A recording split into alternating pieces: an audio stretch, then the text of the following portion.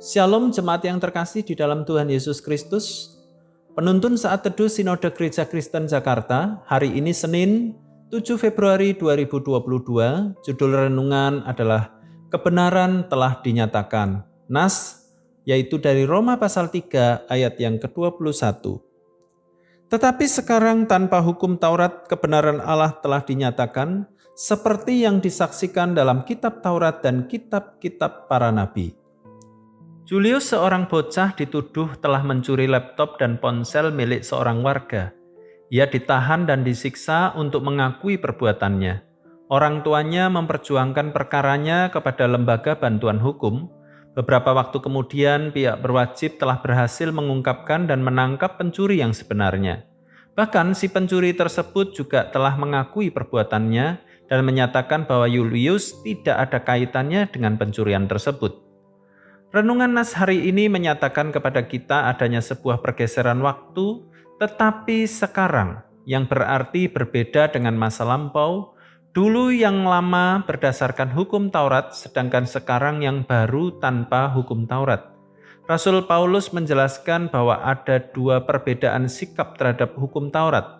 Pertama, orang-orang Yahudi yang menuntut untuk dibenarkan di hadapan Allah melalui ketaatan pada hukum Taurat, antara lain perbuatan baik. Kedua, orang-orang percaya yang dibenarkan tanpa melakukan hukum Taurat, melainkan keselamatan hanya oleh karena anugerah Allah. Pernyataan tanpa hukum Taurat, kebenaran Allah telah dinyatakan, berarti bahwa di dalam kasih karunia, perbuatan baik adalah bukti dan tujuan keselamatan, bukan syarat keselamatan. Perbuatan baik atau amal kebajikan yang dilakukan bukan supaya beroleh keselamatan. Perbuatan baik merupakan tindakan yang seharusnya dilakukan oleh orang-orang percaya yang sudah diselamatkan.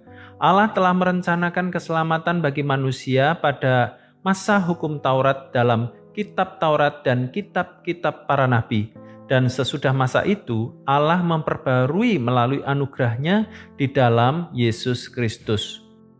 Hukum dibuat untuk manusia. Setiap hukum pasti dibuat untuk kebaikan manusia supaya taat, teratur, dan disiplin dalam kehidupan bermasyarakat. Hukum harus ditegakkan. Setiap kesalahan atau pelanggaran harus diproses secara hukum.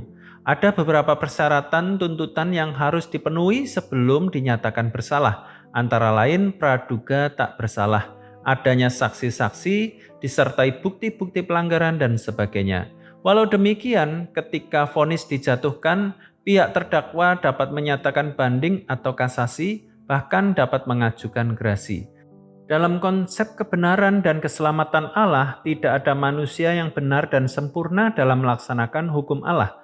Oleh karena itu, Allah memberikan gerasi, yaitu pengampunan berdasarkan anugerah kemurahan Allah di dalam Yesus Kristus untuk kita. Hukum Allah adalah kebenaran tertinggi, mutlak dan satu-satunya. Hukum itu menjadi kebajikan tertinggi atau summum bonum bagi umat manusia. Selamat beraktivitas, Tuhan Yesus memberkati.